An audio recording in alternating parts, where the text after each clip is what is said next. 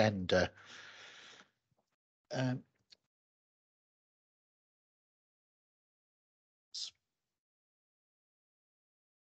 Well, pronouns are good afternoon, everyone. Welcome to the Planning and Regulatory and Licensing Committee, 5 p.m. Wednesday, the 19th of October, 2022. Please note that today's meeting will be recorded. This recording may be broadcast on the authority's internet. All attendees will be in view with a camera, and by attending, you are consenting to being filmed and to the possible use of those images and sound recordings being used as outlined above. So the first item on the agenda is apologies for absence. Do we have any apologies? Fair enough, yeah. Next item on the agenda is declarations of interest. Are there any declarations of interest? Councillor Thomas. Oh.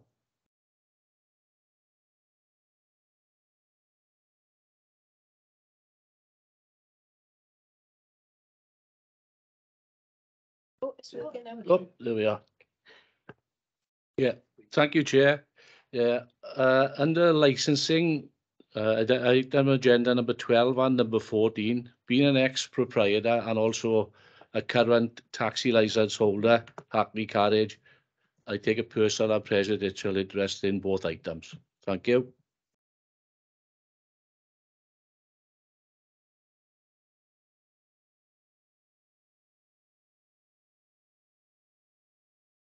Let's go green, isn't it? No, red. Just for clarification, regarding item 7, obviously we all know the applicant. Do we all need to declare an interest in that, or? No, quite simply. Same question. I'll have to declare. I will have to declare an interest in item number 5, 7 Somerset Close, Kevin Coyd. So Councillor Thomas will take over as chair for that item. Thanks. Chair, could I request before you go any further that once the planning items have been dealt with, that Judith, I and Hugh be permission to leave? Oh yes, that's okay. Yes, thanks. So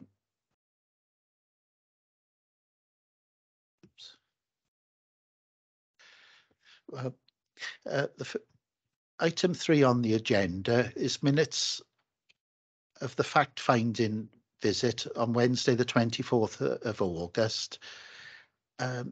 Would anyone like to move the minutes, or are there any amendments to the minutes? Any corrections, sorry, to the minutes? No. No, there's no corrections. Would someone like to move the minutes? Councillor Thomas is moving the minutes. And is there a seconder to move the accuracy? I'll second, Chair. Second, right you are then. So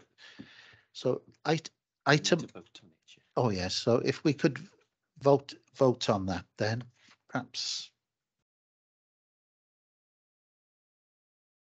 all those in favour, press the button for, and remotely. Councillor Gibbs. Lost Councillor Gibbs. See behind, maybe we can just see him on the screen. Is Councillor Gibbs able to hear us? Yes, I am. My hand is up, Chair. Oh, right. You're voting for For the minutes, yes, my hand is up, Chair. So that was unanimous. Thanks. The next item on the agenda, item number 4, planning application P210358, the land off Elm Tree Grove, and I understand David Cross is going. Thomas. Oh, sorry. Chair, can I just make a recommendation? Obviously, as we had difficulties there, seeing Councillor Gibbs's vote, could we go to Councillor Gibbs first before we go then to the votes in the chamber? Yes. Yes. Councillor Thomas, when the votes come up on the rest of the planning matters, we'll take Councillor Gibbs' vote first and then deal with the chamber votes. Yeah, thanks. Yeah.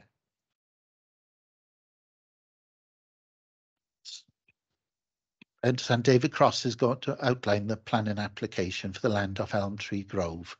Thanks. Okay. Thank you, Chair. I'll just screen share the presentation. Can you all see that okay?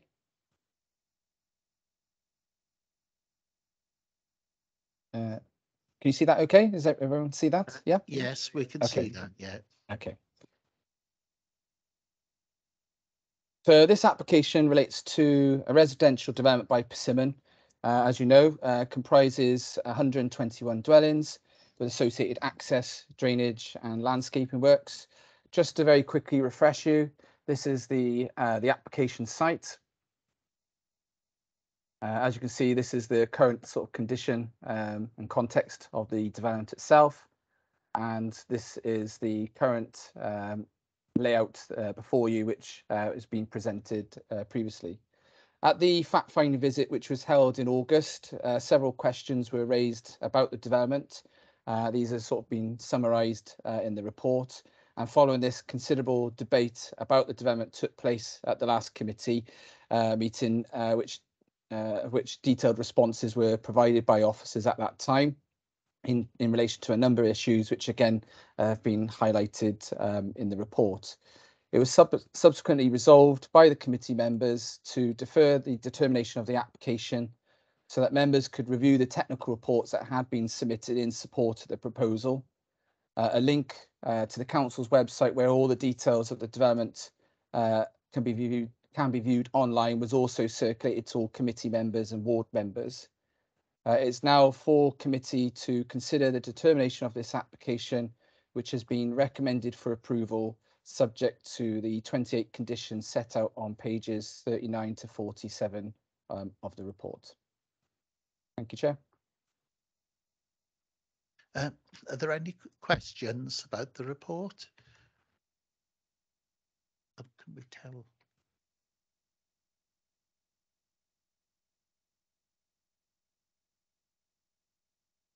Oh, Councillor John Thomas. Yeah, thank you, Chair. I got a couple of questions to ask.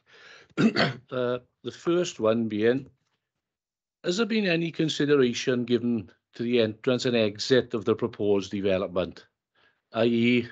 going onto the slip road, the A460? I think this sort of that question came up last time. There was some initial, it was highlighted to us about whether an access could be created onto the slip road. I think there were a number of issues about whether, well, one was land ownership and whether, you know, that could be acquired to form any access. And there was also concerns as to whether the Welsh Government would even allow a residential entrance onto that major slip road. But as part of the considerations of the application, obviously, when the site was allocated in the LDP, I think it was intended at that time that the access would logically come from the main road, and that's what's been put forward by the developer.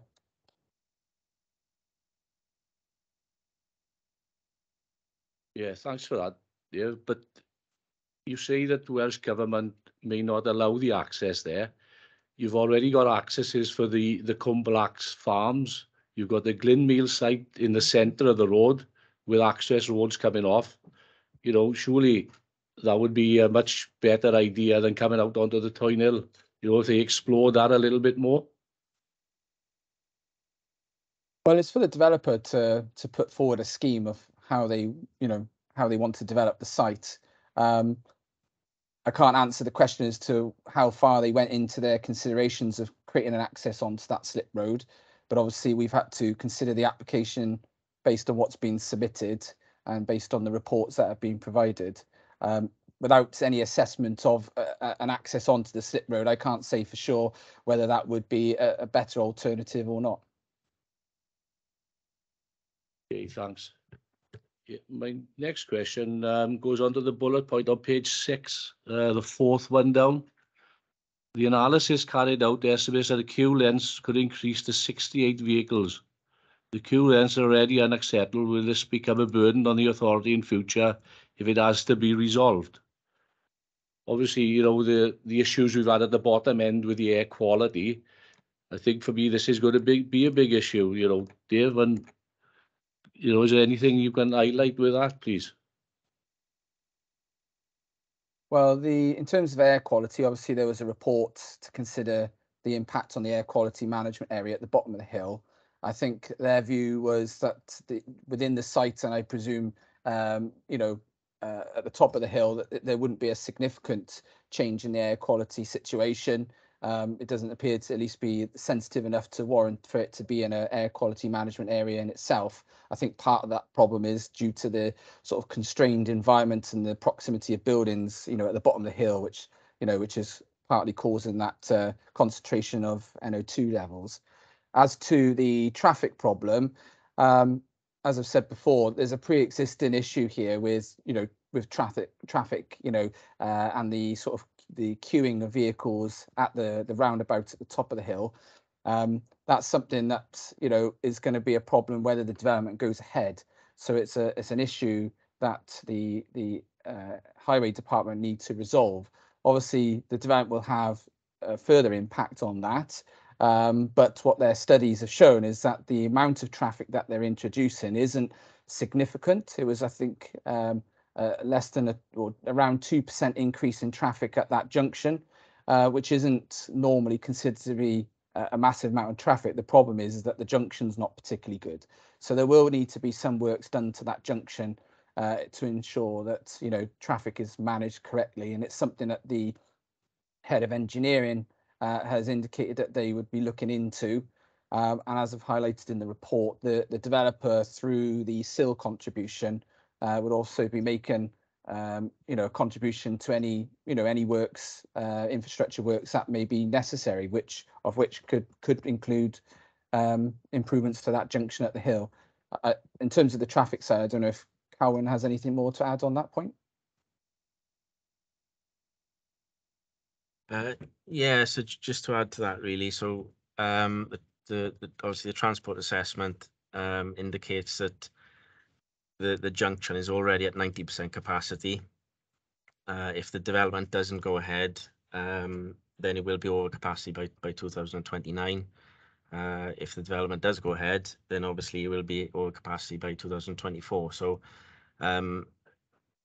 whatever happens, we've got an issue there that we have to address. So you know, that's why we haven't objected to the development based on the figures relating to this junction, because we have to address that issue anyway. We did obviously discuss with the developer potentially about a mini roundabout going in, or potentially traffic lights, but unfortunately the stacking distance between that junction and the A4060 roundabout would only allow for 6 cars to stack, which is not a lot really, and it would cause issues on the A4060. So I think the solution that we probably going to be progressing towards would be trying to create a filter lane on Toyne Hill, because the traffic figures that we've got indicate that around about a 50% split between traffic turning right and turning left onto Goat Mill Road. So if we can put a filter lane in there, which will obviously split the traffic, that obviously should help reduce the stacking and queuing times there. So that's, as I said, you know, that's come to light that there's an issue there at the junction. We have to address it. So it doesn't really matter whether the development happens or not. We got to sort that issue out. Yeah, thanks, Karen. Because with that issue, Karen, have we taken into account, you know, obviously we're going to have the J+ construction, you know, going ahead probably very shortly or coming into planning. So, you know, have we taken all that into account with the Arctic lorries, which are going to be coming across our road and everything, you know? It's going to cause big problems for Mountain Air and the Toyne Hill with the traffic wanting to turn right onto the slip road as opposed to going left. And obviously the ones that want to come down to Toyne off the Goat Mill Road. You know, it's a nasty junction. It isn't, and I think, you know, all this should have been addressed before to go run alongside this application, really. I think that obviously the transport assessment that's been done, that's highlighted the issue to us. you know, I don't think we were fully aware of the issues previously. So, but now that we are, obviously that's something that we have to address. But as I say, it doesn't really make a lot of difference to the development or not, because we've got to sort that issue out. So, and yeah, I fully take your point about the J Class development, and obviously that's going to be factored into the proposals that we come up with. Thanks, Carwyn. Thanks. Councillor Gibbs.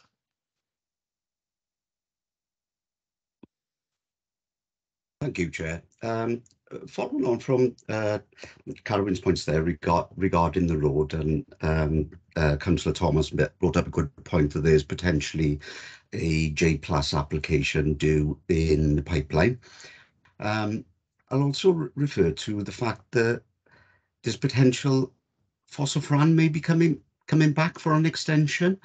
So I noticed in your report you mentioned that there doesn't seem to be any issues with the dust for human life with regards to this particular development. How about this particular development in conjunction with a potential increase in coal mining activity as well? Well, to just answer the point about J Plus, obviously J Plus application is in. That application hasn't been determined yet, and nor has a recommendation come forward. So it's difficult to factor that in as part of this current application, because obviously they came in at different times. But it's as Karen says, it's something that needs to be considered in any sort of mitigation at that junction in any case. In terms of Phosphofran, I mean, if that development is to continue, I mean, obviously it's been operating for a number of years, and you know, there's been, you know, some people have complained about dust, and that's obviously been monitored by Phosphofran themselves. I don't think the dust associated with the development would necessarily have a significant impact alongside Phosphofran. Obviously there's ways that they can manage dust. You know, I think the dust that you would expect from this development might be quite different to what you might expect from Phosphofran. Obviously the operations at Phosphofran are far more intense, so you know, on a dry day you would expect there to be a lot more dust, and obviously that development's a little bit further away as well. But dust is not normally considered to be something that's an impact on health. It's more of a nuisance issue, you know, obviously with dust settling on people's clothes when they're trying to dry them, or you know, settling on windows and cars and leaving, you know, dusty environments. So it's not so much necessarily a health issue, but obviously what we've asked for as part of this application is for a management plan to be submitted, which will set out measures to minimise dust throughout the course of the development. Okay, thank you. And I suppose the same question goes to traffic volume and the construction traffic, because there's going to be a hell of a lot of construction traffic, I should imagine, do it throughout this development, coming through that small area around town now, on top of town. Yeah, there will be some construction traffic. We've asked for, as part of the management plan, for the construction management plan, for them to set out measures to ensure that traffic generally approaches the site from the top of the hill rather than come through the town centre. That would be the most logical route, I would say, given, you know, the nature of that highway, rather than coming through the more sort of narrow streets from the town centre. And the main reason for that was to avoid any sort of short-term impacts on that air quality management area. But obviously, in terms of traffic dust, you know, again, that's difficult to control or manage, you know, but we can control it within the site itself. Okay, thank you, David. Carwyn, you mentioned there's going to be a plan in place to change the junction. When are we looking to start to implement these, and what sort of timeframes are we looking at? We'll start looking at some designs probably early in the new year, and then obviously it's a case of getting funding. So you know, we'll try and get funding through the capital program, you know, hopefully for next year. So Yeah, probably that's as much as I can say at the minute. Right, okay, so it's a finger in the air job at the moment, because it's quite possible we may not get the funding, correct? Well, yeah, Especially obviously with the, we'll request the funding and put the bid in. Obviously that's out of our hands then in terms of whether we get the funding or not. But so you know, I'm we're thinking certainly aware that there's an issue there. It's got to be addressed. So we'll definitely be developing a scheme to try and address that issue. yeah, because what's worrying me at the moment is the spending cuts probably going to come in from Westminster under this Tory government. Well, they may come in, they may not. They may announce some and then you turn again. You know, with this Tory government, like. but that would be a concern of mine if we weren't able to get funding due to everything that's happening with the economy lately. Thank you, Carwyn. My next question is around the schools. Now, I understand the schools in the area are at full capacity at the moment. Is that correct? No, that is, sorry, Councillor Gibbs, that isn't correct. In fact, Tony Rodin has got a surplus capacity at the moment of 7.7%. And if we actually look moving forward, by January 2026, the projections are that it will have a surplus capacity of 20.5%. So there's more than enough capacity within Tyne to take the extra children that we anticipate coming from this site if it's to be approved this evening. No, that's interesting, Sue, because it's been brought to my attention that Tyne Rodin have had to do a lot of changes in the classrooms at the moment because they are over capacity. They're not over capacity. There's been internal rearrangement from the head teacher because he wanted to rearrange the learning environment, but there is actually capacity because we've just put in an early years learning resource space because they've had capacity. But even with that early learning resource space, there is still capacity in the school to reconfigure the school and to take more children in.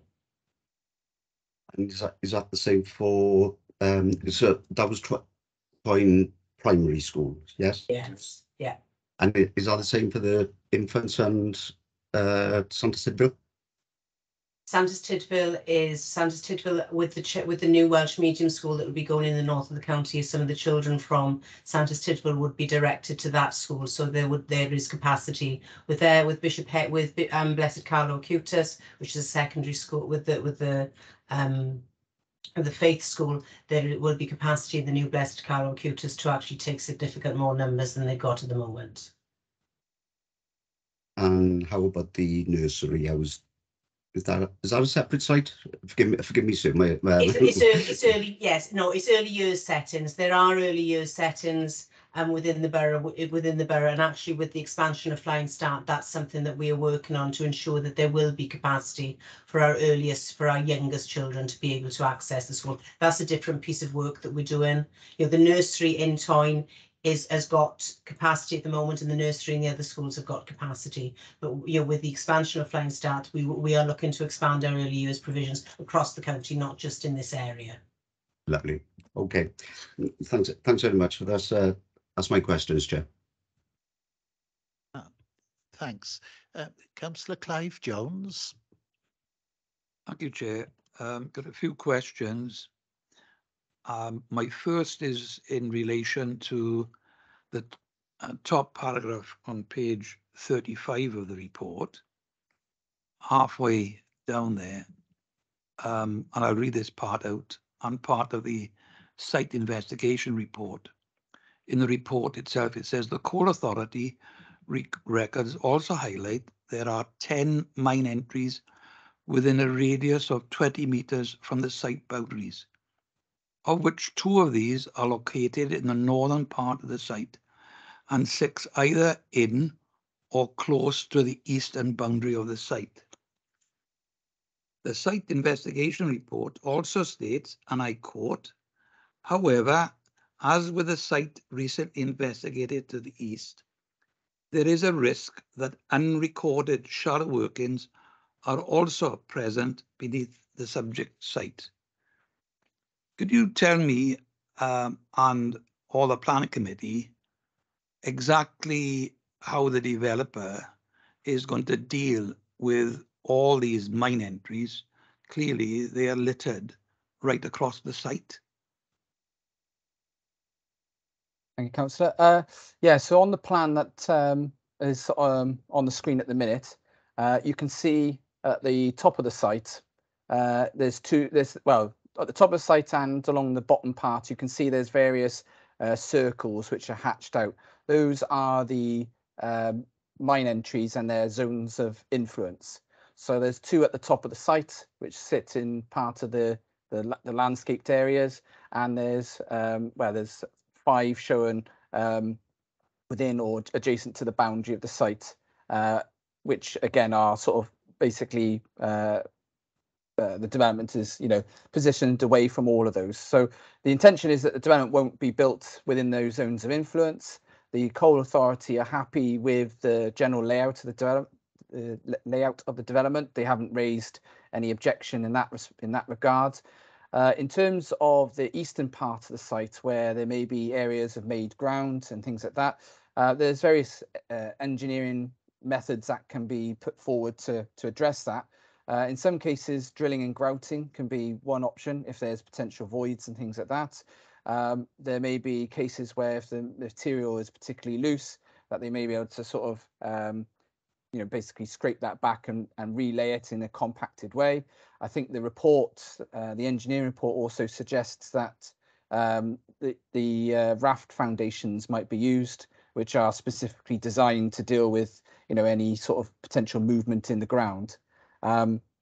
Furthermore, when a development like this goes ahead, obviously there'll be building regulations involved as well, and they'll be required as part of that process then to demonstrate that the foundations for each of the dwellings are, you know, sufficiently stable. So obviously what's been recommended is a condition for further investigation. Obviously there's been a level of investigation, some of it goes back to 2008, I believe, where they had intrusive investigations, so boreholes and trenches and things like that were carried out to sort of get an understanding of the site conditions.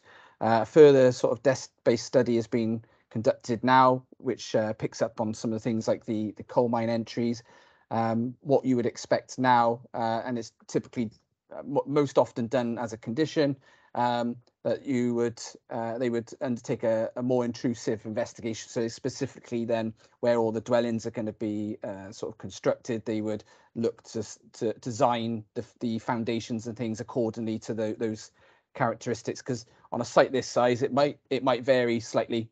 You know, you might find some areas which are, you know, pretty solid grounds, and some areas are perhaps more loose. Obviously, the site itself has been through a process of remediation as well, following past mining activities. So, you know, there's been already some works to the site as it is. Thanks. I deduct from that answer there's going to be a lot more drilling taking place. Is that correct?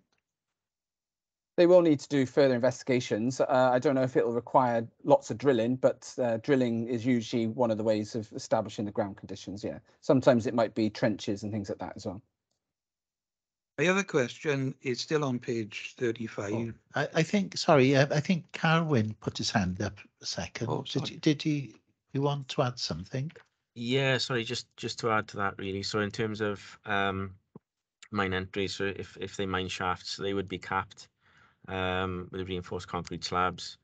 Obviously, there is more investigation work that they have to carry out.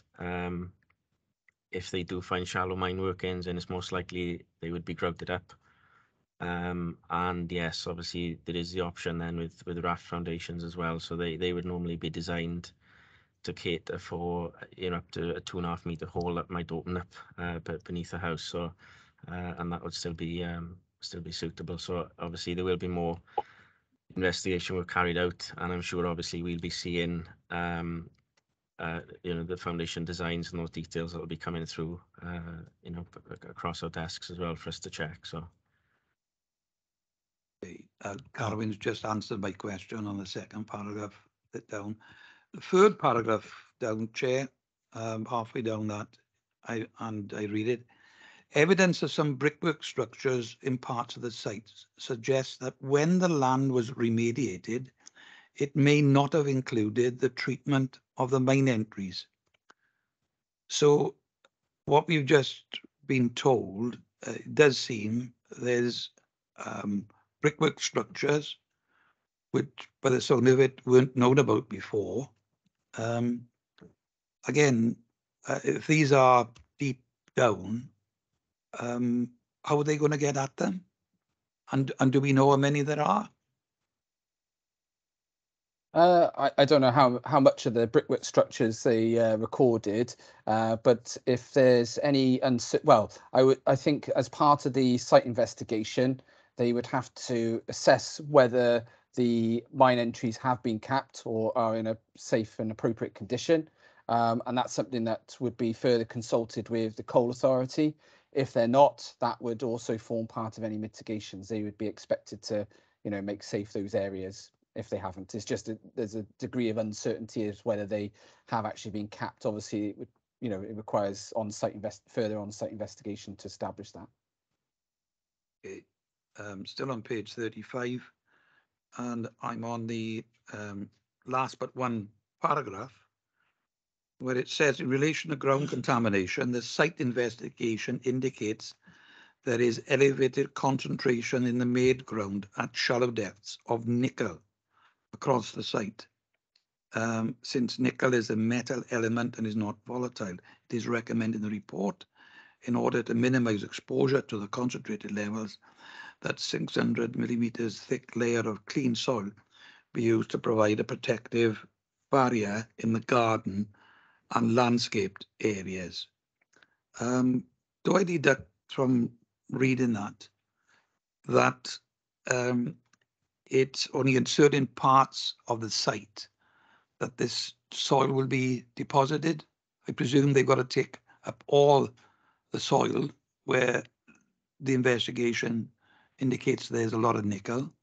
Again, I can't picture exactly how that's going to be done to make the site safe, because it does say in the investigation report, contamination test results and investigation observations show elevated concentration levels in the main ground at shallow depth of nickel across the site.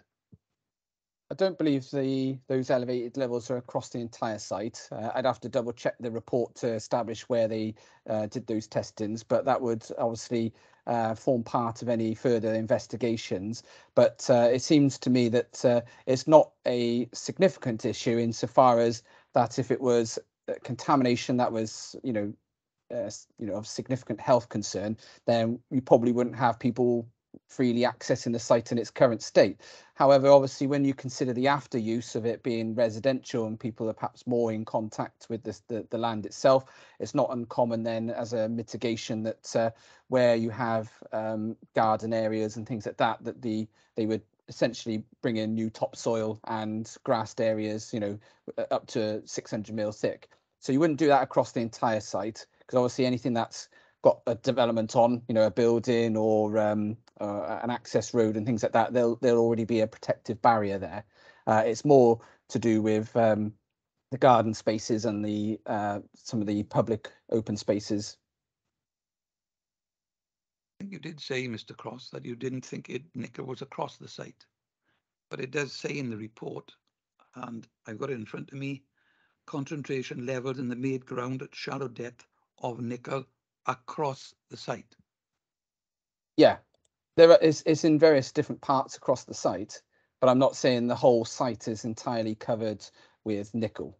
It's not, there may be areas of the site which are more contaminated than others. Right, and my other question is in relation to the tons of shale that were deposited there in the early 1980s. And it says in the report, and I quote from it, the report suggests reinforced concrete rough foundations may be an appropriate solution to address any ground stability concerns. And it goes on to say that further site investigations would be required to finalize the appropriate engineering solution. Am I right to be talking about a whole host of raft foundations? Could be talking about 120 properties here. Yeah, this is what we've just been talking about in terms of trying to address any sort of ground stability. So the RAF foundation, there's obviously different types of foundation designs for dwellings. You can have trench foundations and, you know, and you can have RAF foundations. RAF are essentially reinforced. It may not be necessary to apply that to every single house, and that is what the site investigation will determine. So in the areas where there may be more stability risk, those sort of foundations might be used on those plots. It'd be for the developer to decide whether they would then want to use the raft across the whole site or just in the areas which are of greatest risk. And that's something that Cowan's team would, you know, review further as part of the condition. Okay. Chair, my last question at this moment in time is from the drainage report. And I quote, it says in here, an unnamed culverted watercourse runs from north to south. Exact condition is to be confirmed following on-site investigation. Wouldn't you, should you know about the condition of that now already before we dealt with this planning application?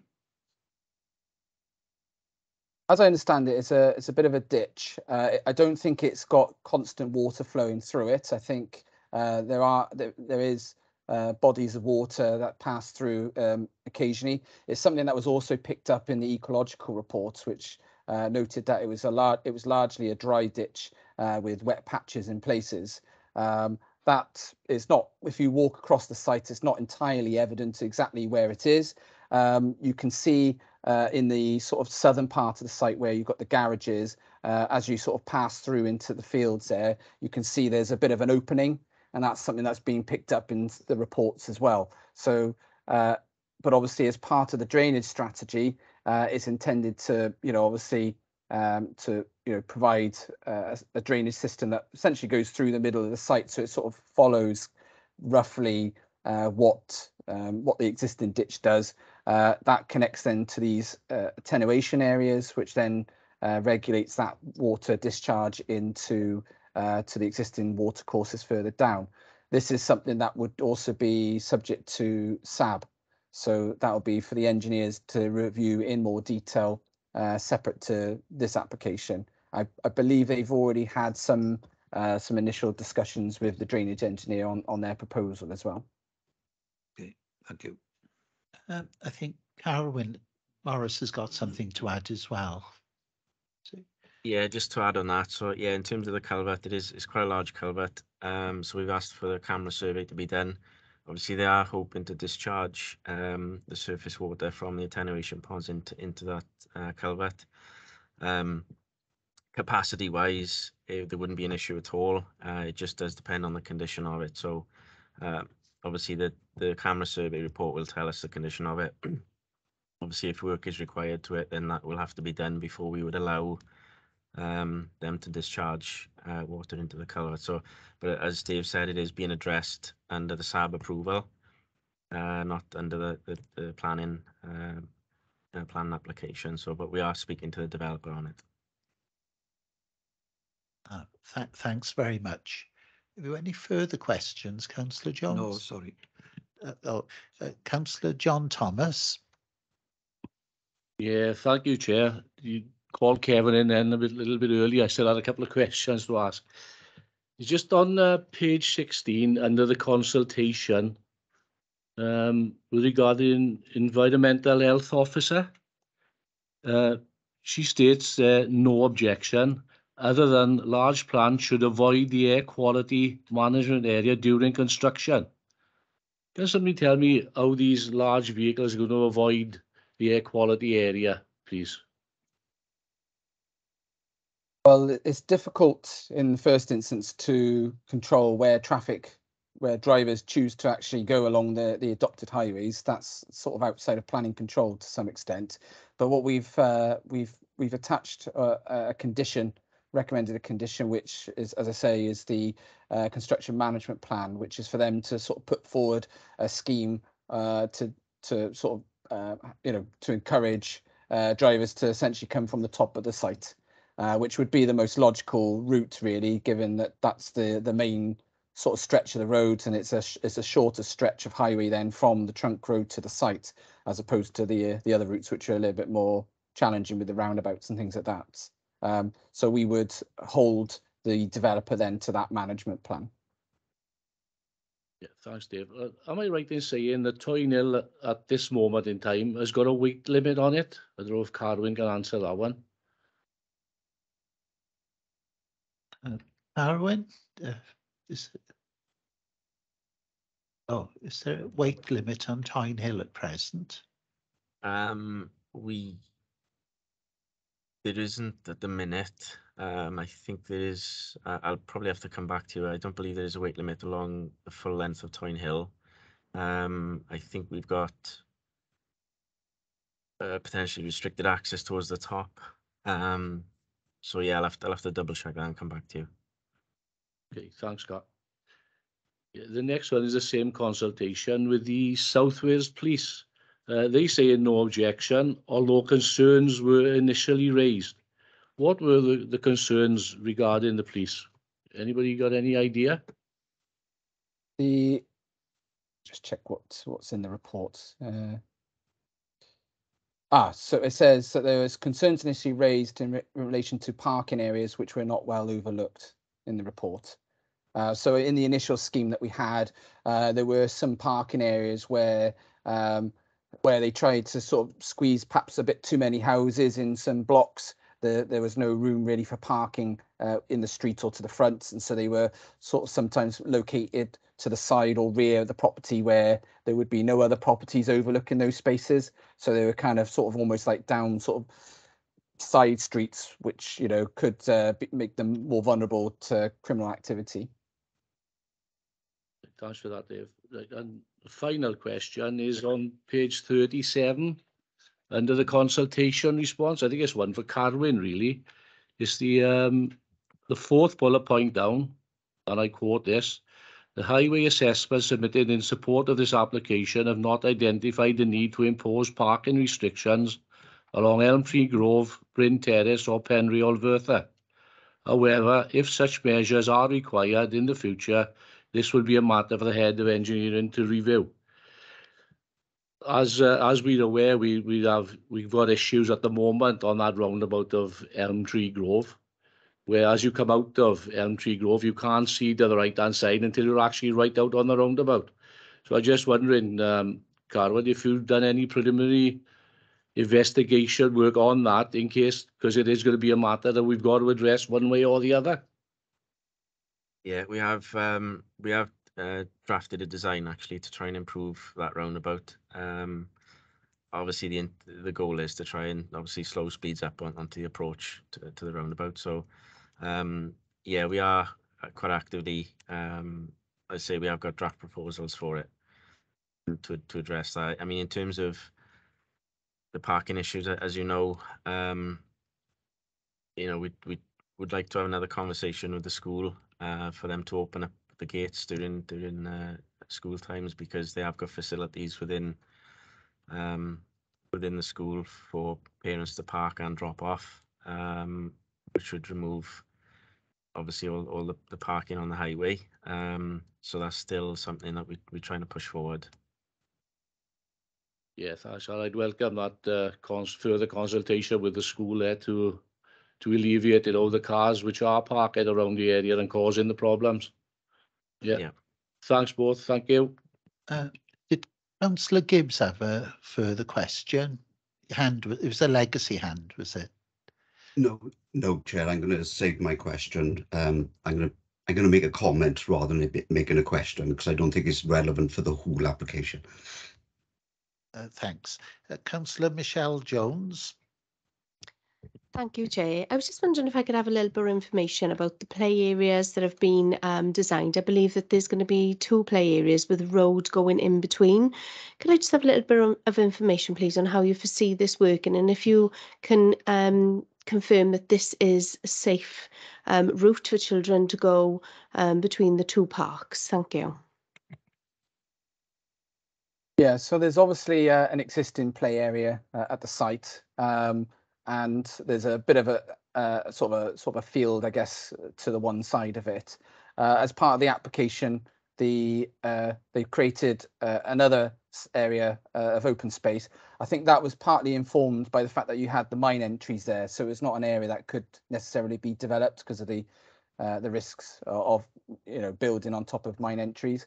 So that's partly why I understand that this area was created. I take on board your concern about the sort of movement, I guess, between the spaces. I can't answer why they put the road there exactly where they did. We did ask for a crossing point to be introduced at that point, where to inform drivers that there is a crossing point.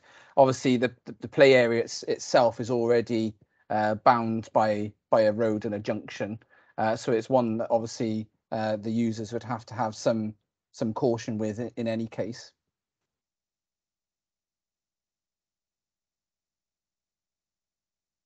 Okay, thank you. Are there any more questions? No questions. If we go on to comments, then has anyone got any comments? Councillor Declan Salmon. Oh, sorry, come to Councillor Gibbs first, sir. Councillor Salmon was before me, Chair. Oh yeah, Councillor Salmon, sorry about that. Thank you, Councillor Gibbs. It's just quickly, it's mentioned in the report. It says, during consideration of the application at the Planning, Regulatory and Licensing Committee held on the 24th of August 2022, there was considerable debate in response to a number of issues raised. Just for members of the public that are listening tonight, in case they think a lot of questions haven't been asked by members, it is because they were asked and answered on that date, and I don't think it was right to ask the same questions again. Thank you. Thanks. Councillor Gibbs. Thank you, Chair. I noticed from the report there's going to be a 10% social housing, and I welcome that, to be honest, because I think we need more in our area throughout the whole borough. The only thing I am disappointed at in this application with regards to housing allocation, that there is no disabled housing options going to be available unless I've missed it in the report somewhere, which I don't think I have. And therefore my comment is going to be, I think we should be changing our when we next come to review our LDP, we should be looking at putting in disabled access properties as well as the social housing aspect as well, due to there's just basically no disabled properties in this borough available for anybody at the moment. Thank you, Chair. Thanks. Has anyone else got any comments? So if there's no comments, the recommendation is the proposal be accepted. Would anyone like to propose the recommendation? Well, I'll propose it. Is there a seconder? So we'll put it to the vote. Yeah, if we take Kevin Gibbs' vote first before we vote in the chamber. Yeah, vote in the chamber. Yes, yes, yes, and Councillor Galsworthy, you can't vote on this one as you're a few minutes late. So how would you like to vote, Kevin Gibbs? For.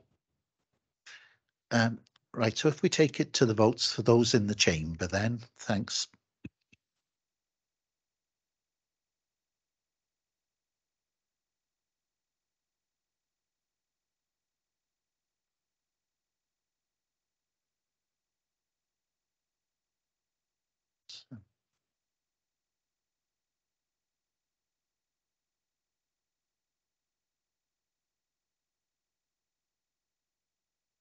Is there someone that hasn't voted? Have you voted, Chair? Oh, yes, there we are. So there were a total of 9 votes and it was carried. Okay, thanks. The next item on the agenda is number 5, 7 Somerset Close, Kevin Coyd. I'll have to declare an interest in this one, and so Councillor Thomas is taking the chair.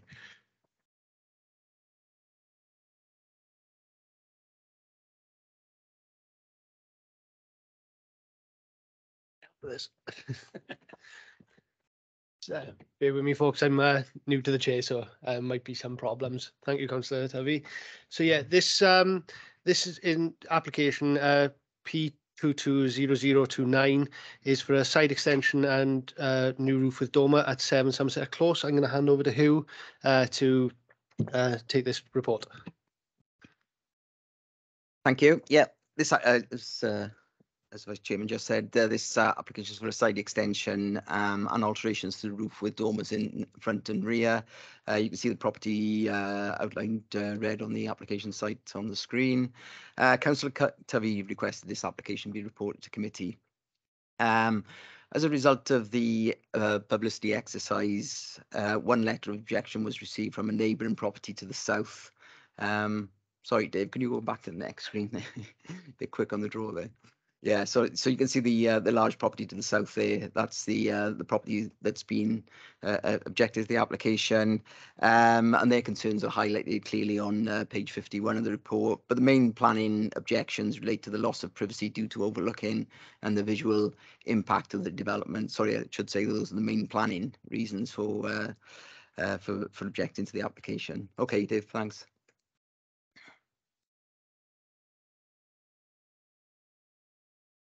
Dave, next screen. Oh, that'll do. Leave it there.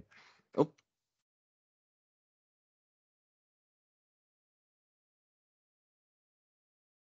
Sorry, all this is what you get from a difficult situation when you've got to do the PowerPoint from the house and the office. So that screen there shows in red, that's the original bungalow. It's in an L shape because the L part of the bungalow is actually a single-story flat roof extension. You can just about make out the proposal underneath, which is the black outline. You can see it's coming closer to the neighbouring property. The architect has helpfully put the yellow circles on the screen, which show the angle, the movement of the sun around it.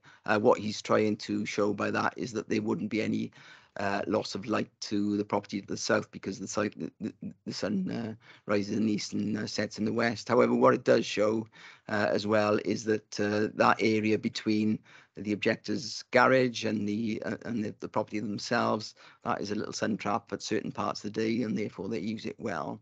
Thanks, Dave.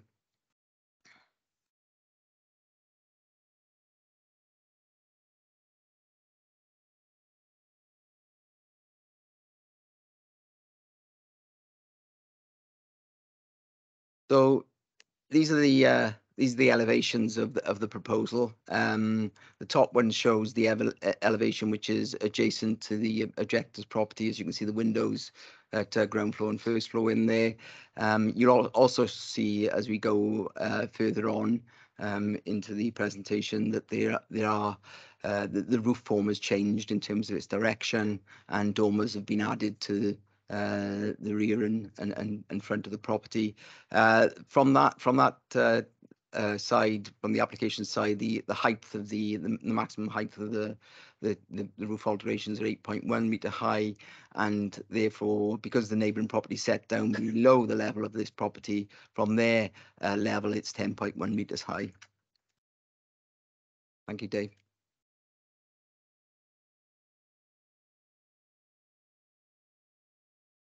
Okay, so that quickly just shows the roof form with the dormers and the Velux, the roof lights in both front and rear. Thanks, Dave.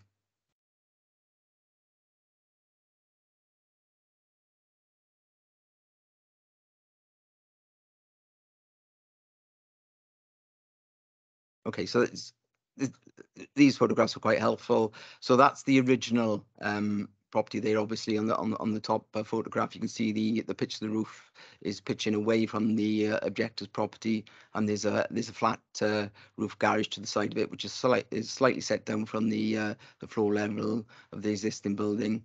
The photograph below is a picture as we are now.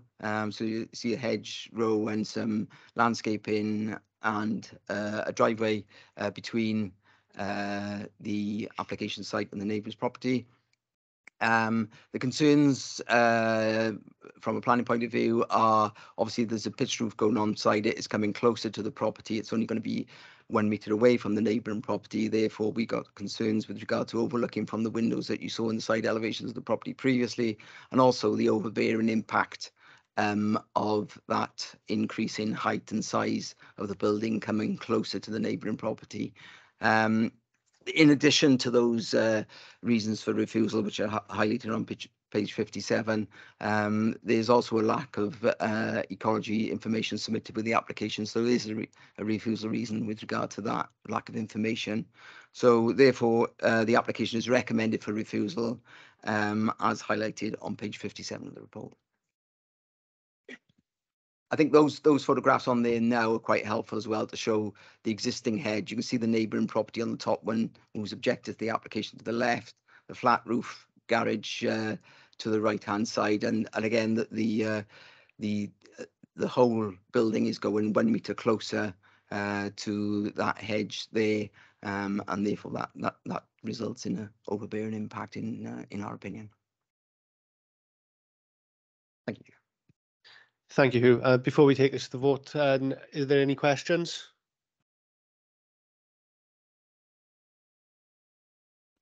Any comments? Oh, sorry, Councillor Salmon. Just a quick question. How much does it cost for a pre-planning application with yourselves? £25. And has that been done in this case? No, it hasn't. I'm just thinking, do many people take up that offer? And wouldn't it save a lot of hardship before plans are drawn? I think we always encourage it, Councillor Salmon. To be honest with you, we think as plan officers, it's a helpful way to get our views across before an application is submitted, and sometimes we can suggest ways that our concerns are overcome. Yeah, it may be helpful in this respect to go down that route. We haven't got one. So we're just dealing with the application as submitted. Yeah, and that £25, you have that little meeting and you give a fair idea of whether or not the application would pass or not. Well, £25 is without a meeting, £50 if you're having a meeting, but you'll get advice. Either way, you get a letter of advice telling you the pros and cons of the development. Yes. Okay, I think I've mentioned this myself, to be honest, in other applications, slightly different to this, but oh, sorry, that's a comment. Sorry. Thank you, Councillor Salmon. Any more questions? Councillor Carter? Yeah, thanks, Chair. Hugh, just very quick question in terms of the photo which we're looking at now. So for me to get some clarity in my own mind and some perspective, where we're looking at now between the hedgerow and the garage, is that the 1 metre space they're going to be building in? And the extension then would be going up to the same height as the existing building to the right of the extension, is it? Yeah, so you're quite correct. It's a 1 metre, so it'll actually fill the gap between the hedge and the single story extension there. And then what's happening is, as you know, at the moment, the roof form of the main bungalow is sloping away from the neighbouring properties. What's going to happen is they're going to come there, raise the level of that roof to a gable to the neighbouring property. So the impact then in terms of its mass and bulk is much bigger on the neighbouring property because you've got a gable there rather than a flat roof and then a roof sloping away. So, and then obviously it's going to be 8.1 metres high to the highest point of the roof on that point where it hits the hedge. Thank you. Are there any more questions? No, we move on to comments. And any comments? Councillor Salmon? It is a comment. I'm just wondering if it's possible, maybe you could look at some way of advertising the fact that you know, this service is available from the planning department for these pre-planning meetings or advice before applicants go and spend a lot of money on fees. Thank you, Councillor Salmon. Any more comments? If not, then we'll Councillor Thomas. Yeah, just for me, looking at this area as a whole, really, every property up there is like a jigsaw puzzle, really. You know, I think, like, I've been up there a number of times looking around, and I do a lot of work up that way with my taxi business. But, you know, there's a lot of houses which are overbearing anyway onto other properties, not particularly this one. You know, for me, I can't see the problem, to be honest with you. Thank you. Right. Final call. Any more comments? No, we'll take it to the vote then. No. Oh, we'll ask someone to. Sorry, it's my first time. Give me a break. So I'll ask someone to move the recommendation then, please.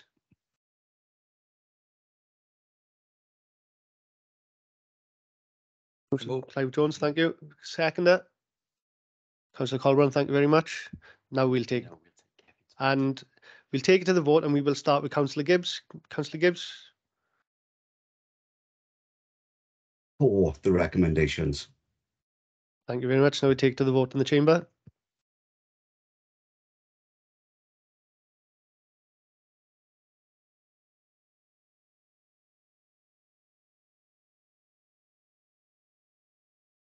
And that's carried. Thank you very much. And we call the chair back in now.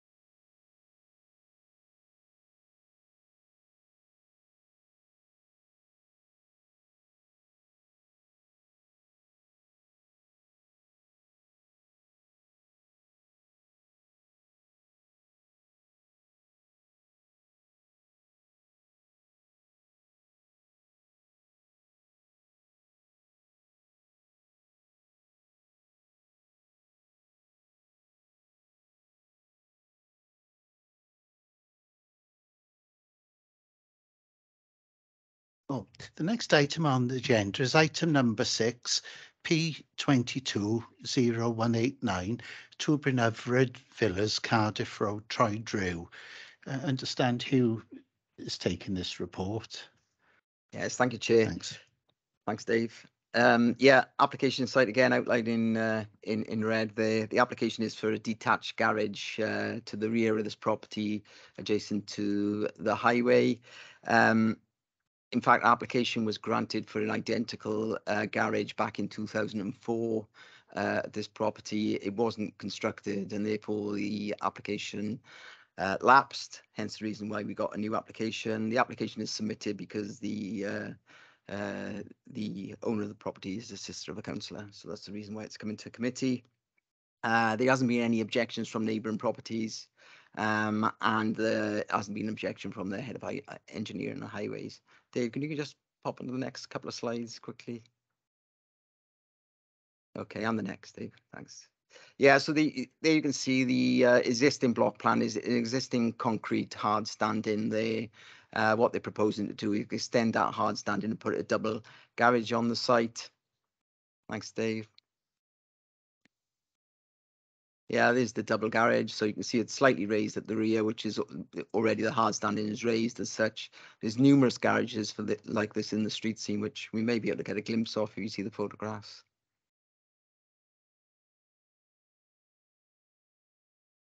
There you go. So there's one next door there you can see, which is a large garage, and there's further down the street as well. Thanks, Dave. Yeah, there's just a picture of a car on the existing garage. You just catch it behind the pillar there. And there's the existing hard standing. So the proposed hard standing basically comes out to where the footpath is there to accommodate the garage. Okay, so yeah, there's no objections to the application. As I said, a previous permission on the site. It's only come to committee because the owner is the sister of a councillor. There's no objections from a planning point of view. So the application is recommended for approval, subject to the conditions highlighted on page 62. Are there any questions? No questions. Are there any comments? There's no comments, so we'll take it to. Oh yeah, yeah. So would someone like to move the recommendation? Moving it as a seconder. Yeah, it's a seconder. So we'll take it to the vote, but perhaps Councillor Gibbs could vote first. For. Right. So if everyone can vote now, then.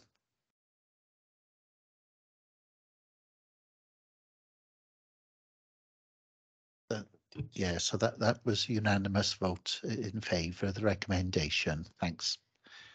The next item on the agenda, item number 7, P220235, 77 Heel Garrig. That's at Merthyr Tydfil. Understand who was taking this report as well. Thank you, Chair. Yeah, there's the application site again. This application has been reported to committee because the applicant is the leader. The application is for the single-storey rear extension and also landscaping works to the rear and side garden. There's been no objection as a result of the publicity exercise undertaken. Dave?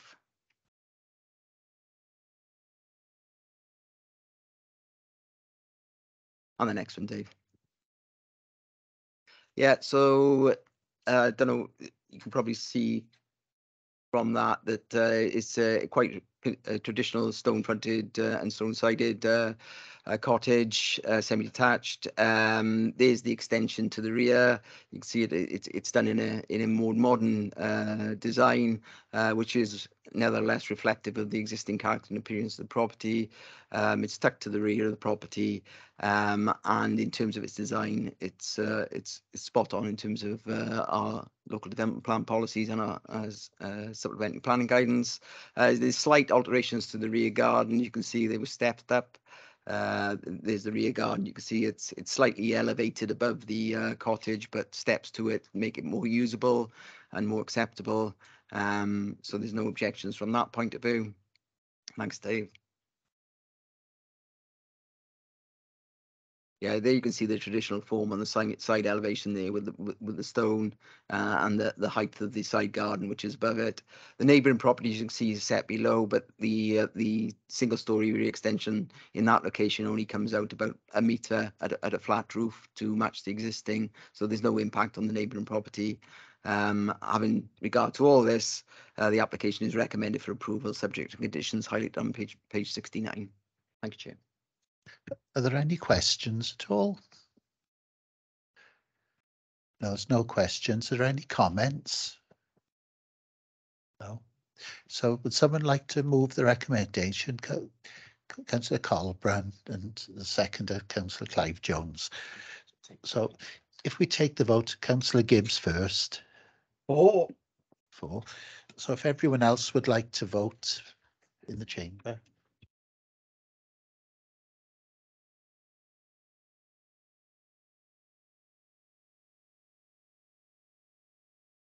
Brent, have you voted?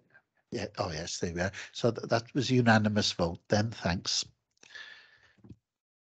The next item on the agenda.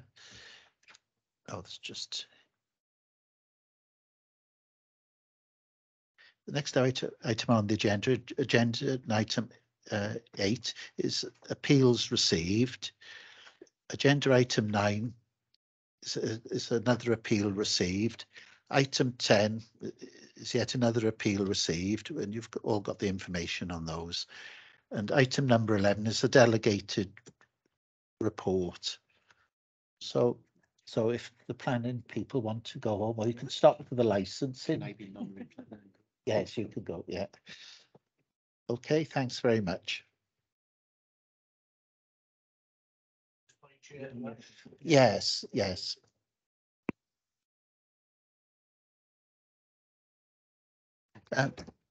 Yes. Is there any other business for planning? I've got no other business for planning. No.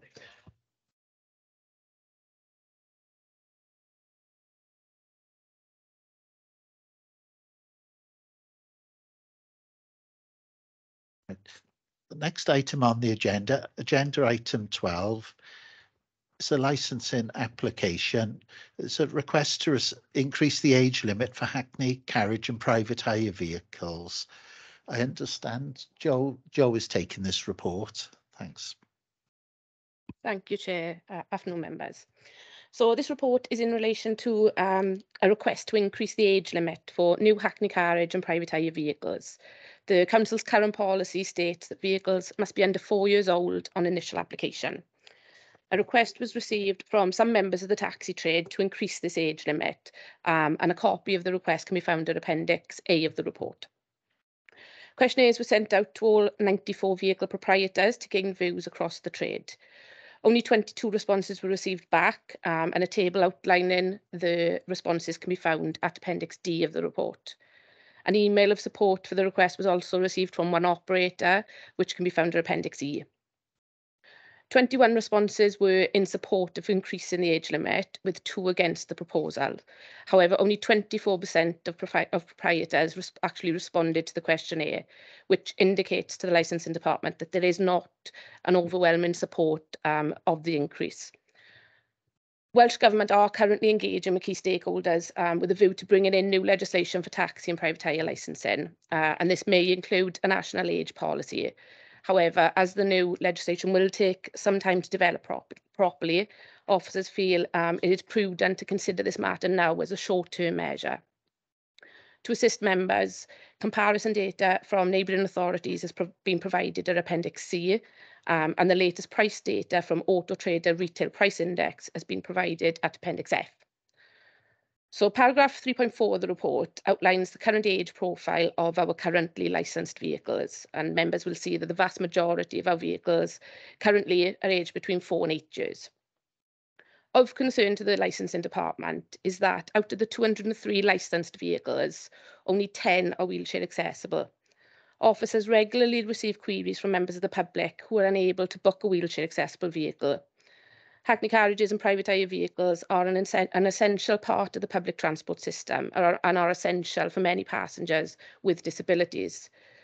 Whilst it is acknowledged that the requirement for all new vehicles to be wheelchair accessible is not sustainable, there is clearly a need to improve the number of licensed wheelchair accessible vehicles. Should the age limit for wheelchair accessible vehicles be increased, this would allow greater flexibility and choice in sourcing these vehicles and would hopefully encourage an increase in the number of wheelchair accessible vehicles available in the borough. So based on the apparent lack of support from the trade as a whole to the initial proposal, the recommendation of this report is that members increase the age limit for new Hackney carriage and private hire vehicles which are wheelchair accessible from under 4 years to under 6 years. Thank you, Chair, members. Has anyone got any questions? Or Councillor Salmon? Thank you, Chair. I'm going to ask just a couple of questions first, just before I make an amendment. I have made members aware and yourselves. In regards to Appendix E, one of the taxi firms has asked for 3 things.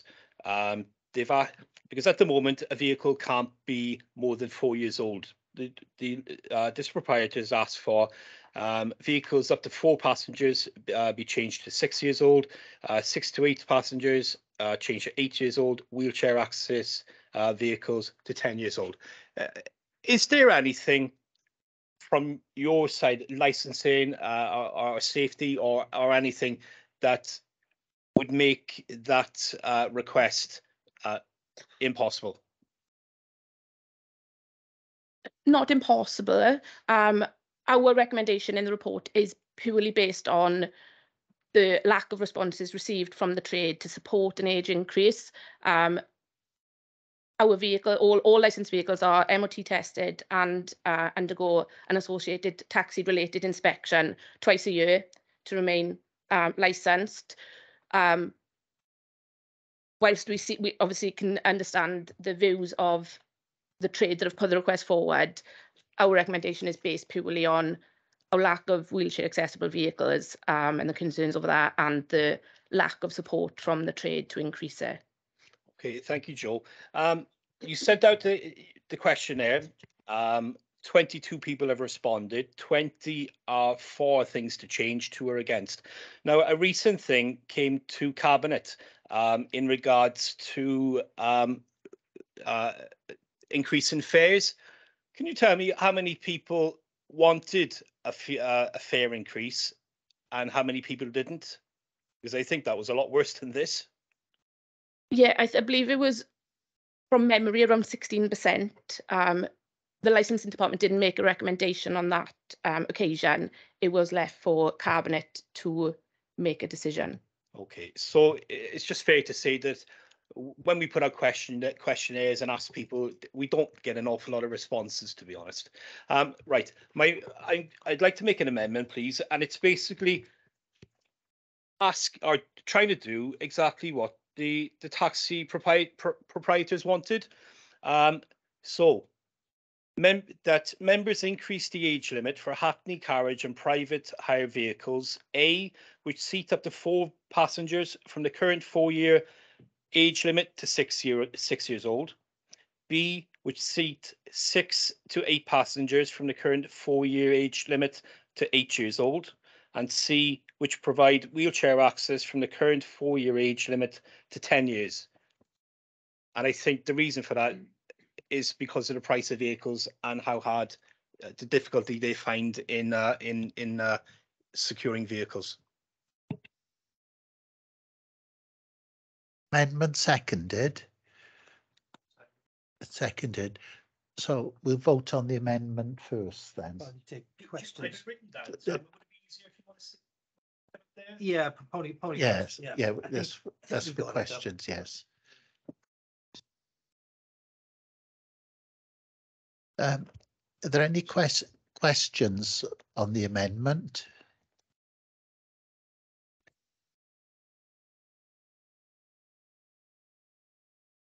Just one really, and this is be directed to Simon as the legal officer. What's been proposed in the amendment, do you see anything there? I mean, looking at it from a few minutes ago, is there anything legally there that it cuts across that?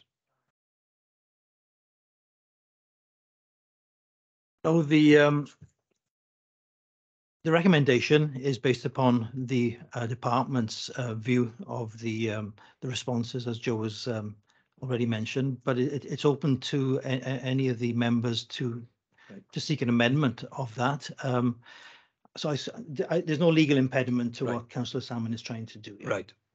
And my other question is, I'm sure both of you would know this, with the number of taxi drivers we've got, do we have a sort of representatives from them that we can talk to on behalf of them? Because like any survey, you send out, over 100 requests, and inevitably you're not going to get 100 back.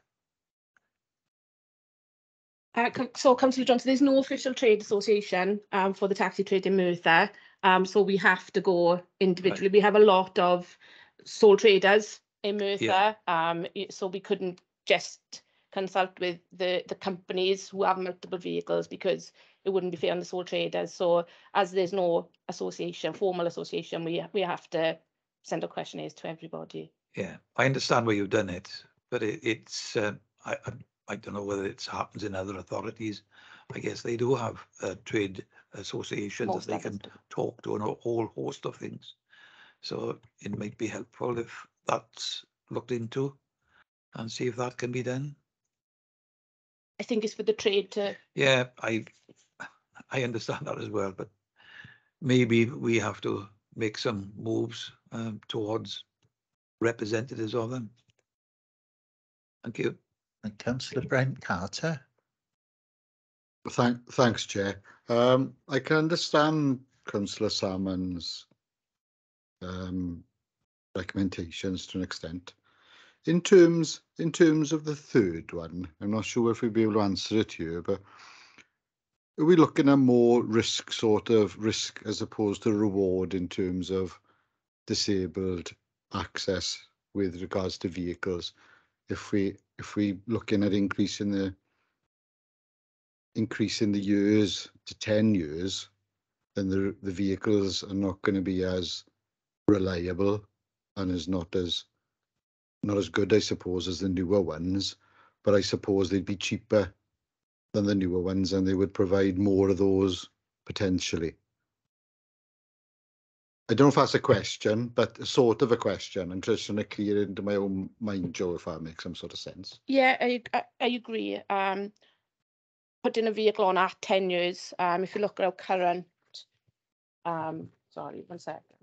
If you look at our current fleet, we have minimal vehicles that are over 10 years at the moment.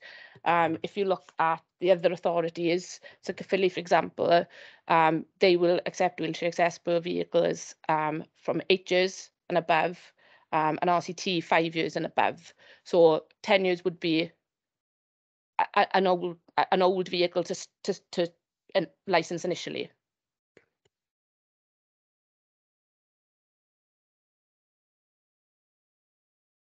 Are there any more questions? Oh, Kevin Gibbs, sorry about that. Thank you, Chair. I don't know if you can answer this one, Joe. I know you said Welsh Government are looking at rewriting legislation and policy, whatnot. Do we have any sort of indication whether they're likely to put a change in on be more prescriptive on the years of the vehicle? I'm not asking. Whatever answer you give, I'm not going to hold you to it when the legislation does come out and change. I just want to get a rough idea of. Yeah, of course. So the white paper, from my understanding, the white paper is due out the beginning of next year, the beginning of 2023. From discussions I've had with Welsh Government in licensing working groups, they are looking at national standards. So having an age policy, a national age policy, I think is something that will be consulted on going forward. They haven't given any indication of what sort of age range they're going to be looking at. No. Okay, thank you, Joe. Thanks. Councillor Declan Salmon. Chair, I don't know if am I allowed to ask a question? An amendment. Councillor Brent Carter raised a very good question in regards to the safety of vehicles.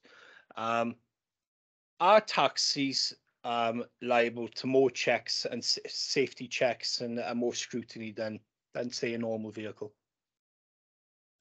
So 2 MOTs a year, Councillor Salmon. Okay. Thank you, Joe. Thank you, Chair. Councillor Brent Carter. Yeah, thanks, Chair. Quick question to Declan, really. In terms of the last recommendation of the 3, Declan, would you be open to changing it from 10 years down to 8 or something like that, to be more in line with other authorities? That's just a question. I'm just. Yeah, absolutely. To be honest, I've just looked at what the businesses want, the taxis want. If there can be leeway made in that, because obviously they're having issues buying vehicles, the price of them, the length of time they're getting them. So if you want to suggest another age for that for the vehicle, 8. Yeah, I'm happy if you want to change that. If everybody else is, yeah, I'm happy to change it, and then obviously we'll vote on it. Well, if you'd like to make an amendment, I'd say exactly what. Amendment of the amendment. Yes, a new It's amendment. on number 3, Simon, and it's changed to vehicles with disabled access from 4 years to 8 years, as Councillor Brent Carter said. Same, so up to 6 years and 8 years for the slightly bigger vehicles. Yes, someone like to move the amendment. You've moved the amendment. Would like someone like to second it? Michelle second it, yes. So we'll take the amendment. Scott, Councillor Thomas, so sorry. Sorry, I'm going to be a bit of a pain here now. Obviously, in respect of what we've just agreed, in respect of the 8 years for the disabled vehicles, I personally believe that we should keep the two other sort of elements of vehicles in line with each other. So I would suggest then possibly doing 6, 6 and 8, rather 6, 8, 8, 6, 8 and 8. Would you be okay to agree to that as an amendment? Sorry, Declan. Sorry, Scott, Councillor Scott. That's fine. You know, I think we just need to move with the times a little bit, you know, help out. You know, we're in times of austerity, you know, that sort of thing. And I think, yeah, I think that's a good shout. So just for accuracy, Councillor Salmond, if you outline the new amendment now. It's number 2, and it's for vehicles that take 6 to 8 passengers, I believe, that are currently have to be 4 years and under. Now change it to 6 years and under. Yeah, if I can just clarify what we got now, we've got, so vehicles up to 4 seats, they will go from 4 to 6 years. Vehicle, yeah, to under 6 years, and then we've got vehicles that are 6 to 8. They will be the same up to 6 years, and then the wheelchair accessible will be 8 years. Do we have a seconder? Scott will second it. Are there any questions on this? No questions. Are there any comments? Or Councillor Thomas? Yeah, thank you, Chair. I'd just like to thank Councillor Salmond for his flexibility on those amendments. So if there's no more comments, we'll take it to the vote. Councillor Gibbs will vote first. For the amendments, the final amendments. Okay then. And so if everyone else in the chamber now votes, thanks.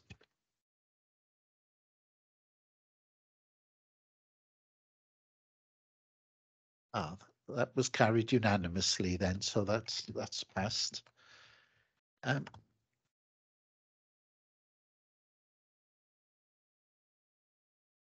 I've not got any other business for this meeting, but the next item on the agenda has been proposed that it's exempt. So would someone like to move section 100? Scott, is there a seconder? Seconder, right, you are then. So. Oh yes. How would you vote on section 100, Kevin? For. That's okay. That's unanimous then. Thanks.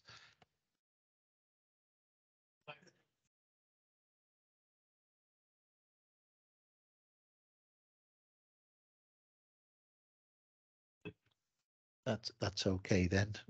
It's unanimous. Thanks. So if everyone leave.